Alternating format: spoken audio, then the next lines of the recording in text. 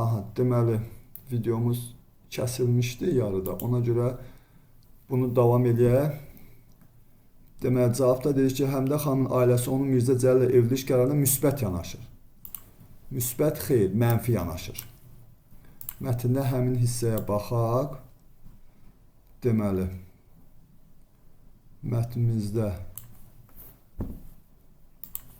deməli Mirzə Cəlil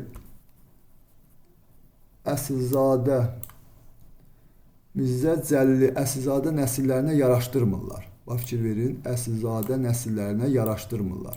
Buna baxmayaraq, Həmidə xanım onunla ailə qurur. Yəni, deməli, ailə qurur. Burada diqqət eləyiriksə, yəni, ailəsi əslində bundan razı deyildi. Yəni, Həmidə xanım onlara qarşı çıxır və Mirzə Cəlil ilə evlənir. Ona görə burada bu yanlış olacaq.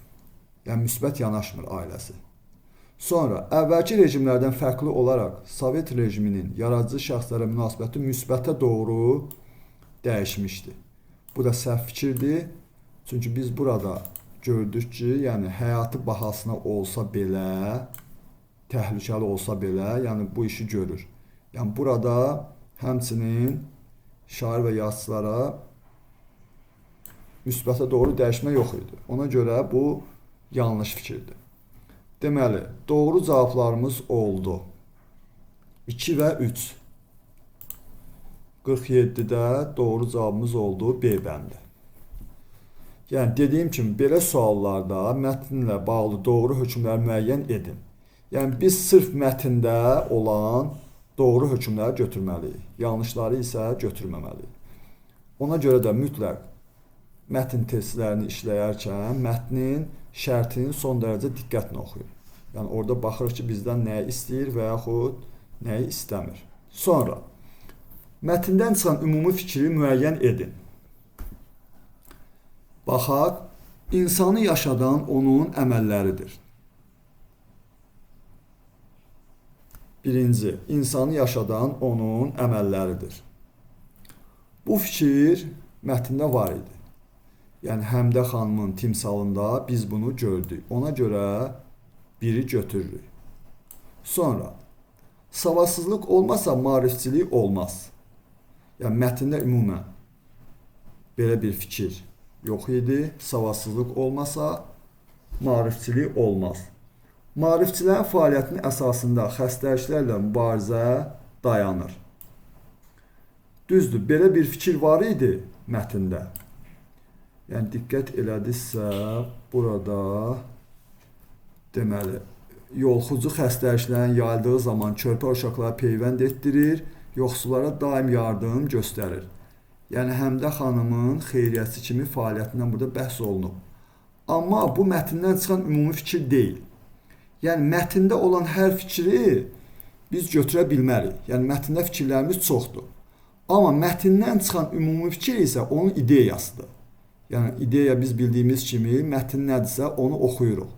Orada bizə çatdırılan əsas fikir, müəllifin bizə çatdırmaq istədiyi əsas qayə olur onun ideyası. Yəni, oradan çıxan ümumi fikir.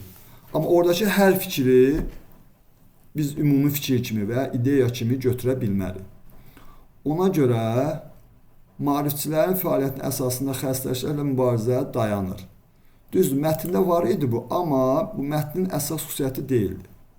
Ona görə götürmürük. Yəni, ümumi fikir deyildi burada. Sonra, əzmkar və cəsarətli insanlar xalqın həyatında dəyərli izlər buraxırlar.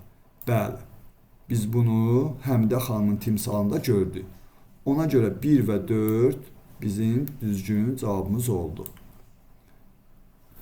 Sonra, 49. Üzərində rəqəm yazılmış hansı sözlər məcazi mənada deməli, üzərində rəqəm yazılmış hansı sözlər məcazi mənada işlənmişdir? Demək olar ki, həm 9-cu sinif, həm 11-ci sinifin buraxılış imtahanlarında bu sual düşür. Yəni, hər il qəbulda sözlərin məcazi və həqiqi mənada olması haqqında sual olur. Yəni, düzdür, sual ola bilər, fərqli formada ola bilir. Hərdən məcazi məna soruşulur, hərdən həqiqi məna.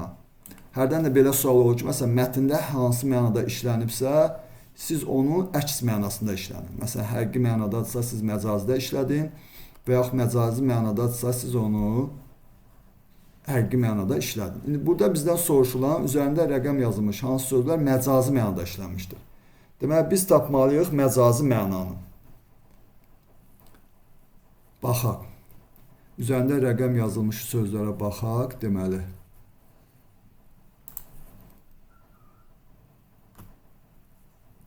diqqətli olaq. Deməli, üzərində rəqəm yazılmış. Aha. Əziyyət çəkən. Həmidə xanım xəstəlikdən əziyyət çəkən. Əziyyət çəkmək burada məcazi mənada işlənir. Çünki biz bilirik ki, çəkmək sözü, məsələn, bir var, nəyisə tutub çəkirik, ipi tutub çəkirik və yaxud kimisə paltarından tutub çəkirik. Bu olur həqiqi mənada. Əziyyət çəkmək isə məcazi mənadadır. Ona görə biri götürürük. Sonra davam eləyək. İkincinə baxaq. Deməli, Sovet dövründə Həmidə xanım bəy ailəsindən olduğu üçün torpaqlar müsadirə olunur. Bu həqiqi mənadadır. Yəni, müsadirə olunur, yəni əlindən alınır. Sonra 3-ə baxırıq. 3-də, deməli, əsərin yazılması üçün 2-3 il vaxt verilir. 2-3 il, yəni burada vaxt dəqiq göstərilir, verilir. Aha, 2-3 il vaxt verilir.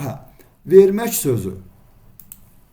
Məsələn, bir var, mən əlimdə qələm var, onu yoldaşıma verirəm və yaxud kitabı götürüb yoldaşıma verirəm. Bu olur həqiqi mənada.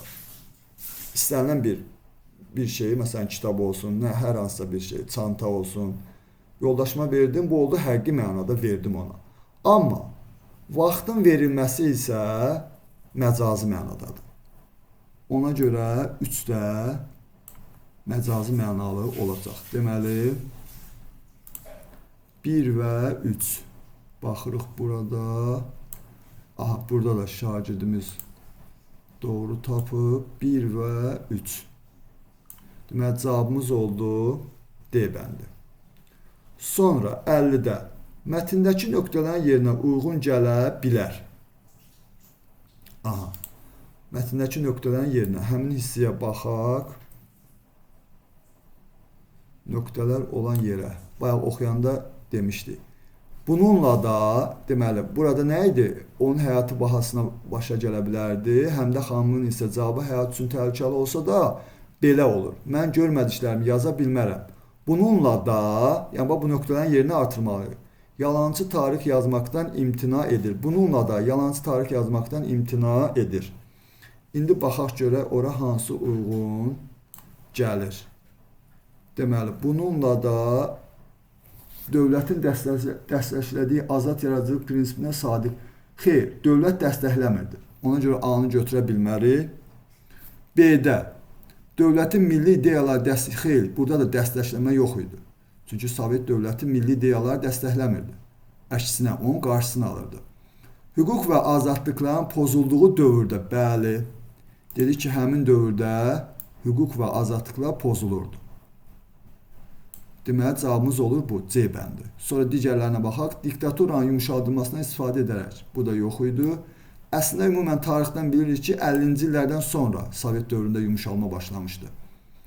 Sonra E bəndi müharibənin ən qızğın dövründə belə bir fikirdə yox idi. Deməli, 50-də olacaq cavabımız C bəndi.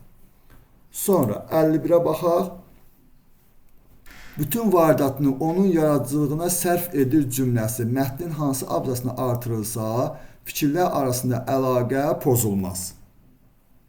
Aha, yəni var dövlətini onun yolunda sərf edir. Baxaq, harada danışılırdı? Deməli, bu birinci abzas yoxdur, ikinci abzasda ümumiyyətlə xeyriyyə məktəbi asır. Yoluxucu xəstəliyə qarşı mübarizə aparır. Üçüncü abzasda isə Həmidə xanım onunla ailə qurur. Mirzə Cəlal kəskin zərbələ tuş gələndə ona mənəvi dayaq olur. Təhdidi buna görə silahların Mirzə Cəlal vazılara qədər müşayiət edir. Bəli. Evriliş məsələsi ortaya çıxanda yaxınlar Mirzə Cəlil Əssadə nəsillərinə yaraşdırmır.